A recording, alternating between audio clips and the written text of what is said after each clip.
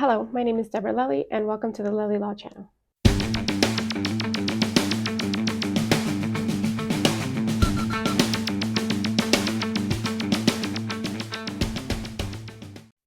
On Tuesday, March 5th, the jury selection began for the Jason Crumbley case out of Michigan. Yesterday, a jury returned a verdict of guilty on all 4 counts of involuntary manslaughter. If you did not watch my Jennifer Crumbley video, I suggest that you watch it now. I will post a link so you can watch it. A lot of the witnesses who testified in the Jennifer Crumbley trial are also the ones who testified in the Jason Crumbley trial. The prosecutors in the Jason Crumbley case were the same as the ones in the Jennifer Crumbley case.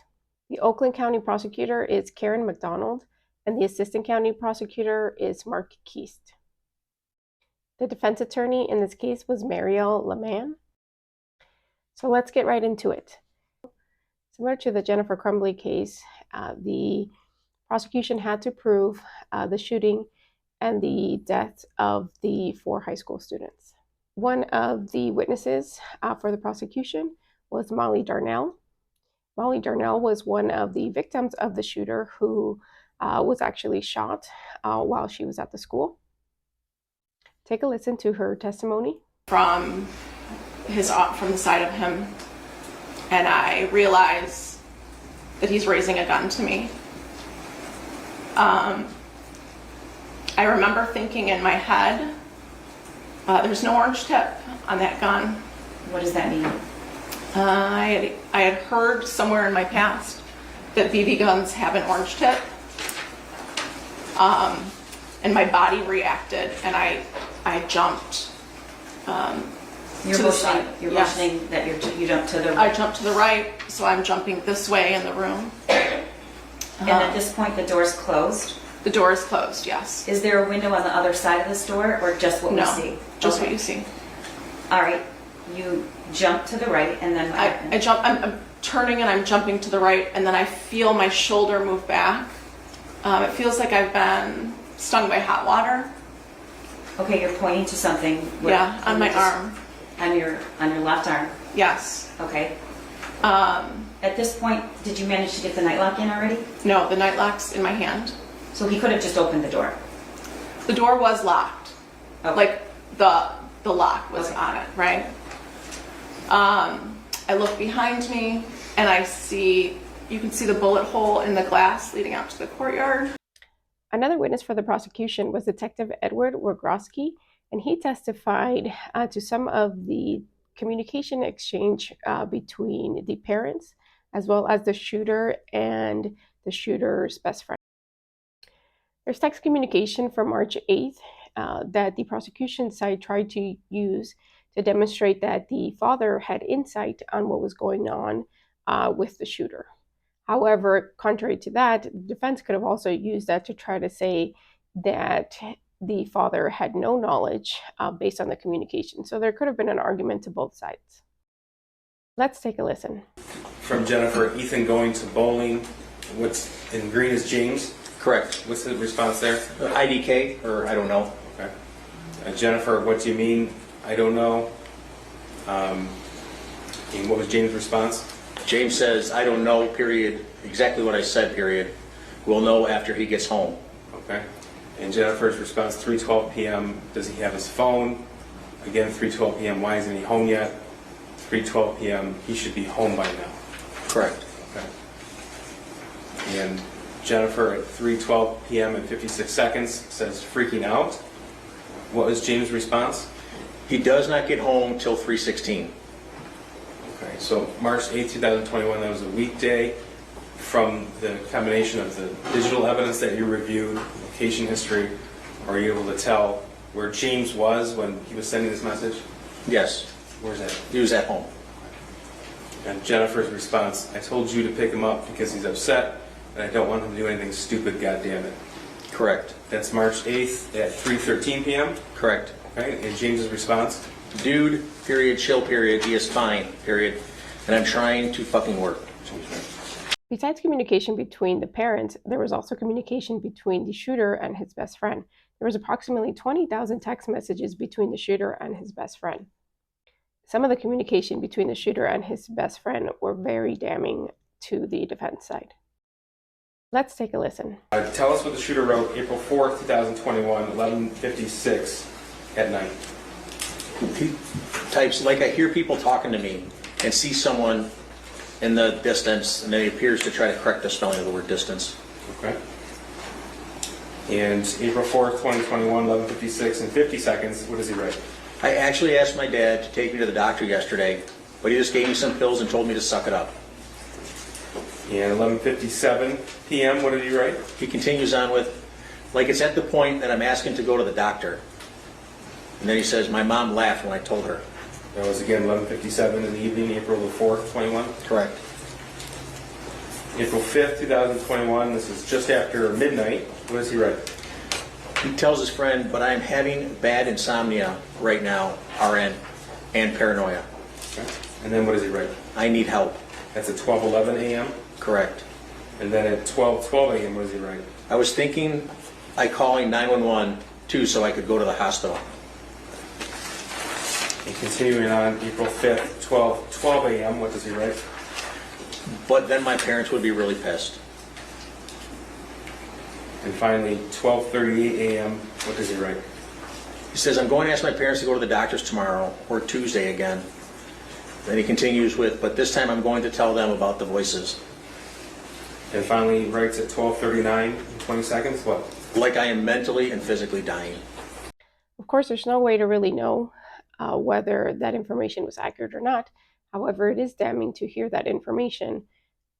Another argument that the prosecution side has was in order to try and prove foreseeability, they played Jason Crumbley's 911 call.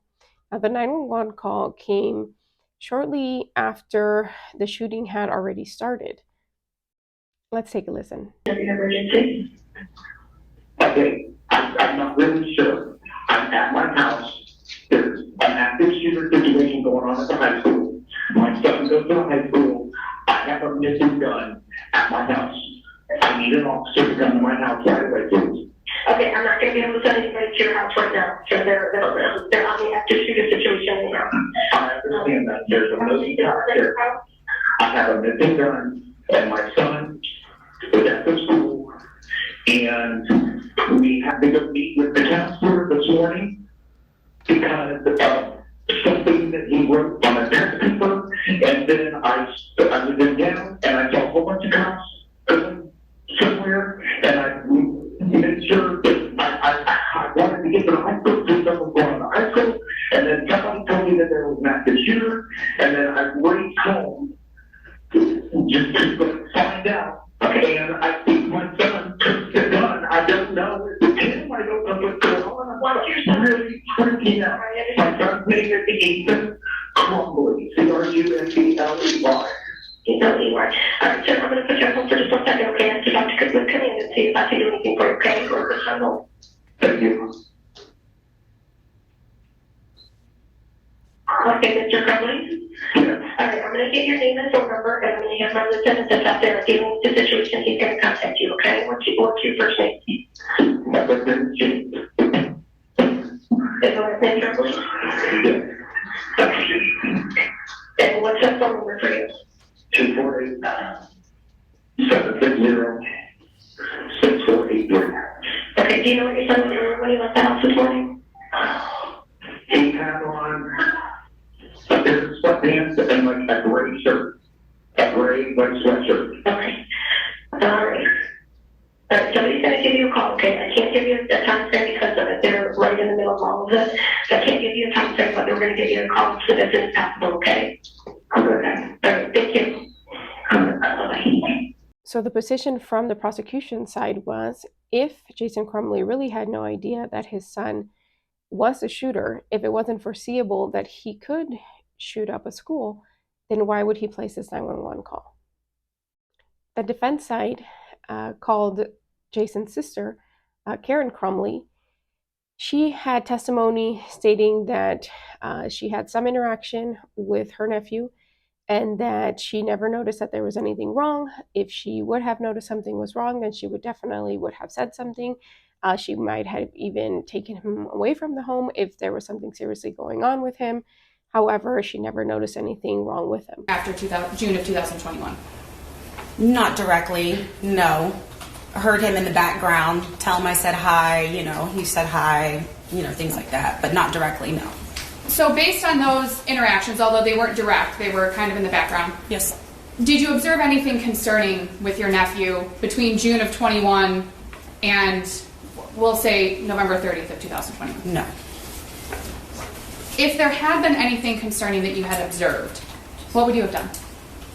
I would have addressed it, and if I would have known anything, I would have talked to him, I would have took him home with me if there was any kind of inclination that anything was wrong. Would you have made your brother aware of it? Of course. Did you ever make your brother aware of anything that you were concerned about? No, because there was nothing I was concerned about. I have no further questions, Your Honor. Now, the prosecutor, when he had the opportunity to cross her, made it a point to say that her and her brother, Jason, didn't actually have a very close relationship because, in fact, they lived in two different states and the communication between them wasn't as close as she was making it seem. So you're not here to tell us that you had a particularly close relationship with your brother, is that right? We had a close relationship, but we lived in two different states, so it was mainly, it wasn't like close. Well, you wouldn't talk very often. At least maybe once a month. Well, according to the phone records on your brother's phone, it was far less frequent than that. Does that sound right to you? And I'm not trying to trip you up. No. We talked on social media as well. Right. So there's call logs, actual device to device. Right. Then there's Facebook calls as well. Correct. And I show 2 Facebook calls. Okay. And then there's instant messaging, and there's 22 instant messages between you and your brother. Okay. And that's the entire year of 2021. Okay. And then there's some group Facebook messages right. with other members of the family. Okay. So this trial took a lot less time than the Jennifer Crumbley case. This case actually only took 1 week in comparison to Jennifer Crumbley's case, which took about 2 weeks. So in Jennifer Crumbley's case, the jury deliberated approximately 11 hours, and in Jason Crumbley's case, the jury deliberated about 9 hours.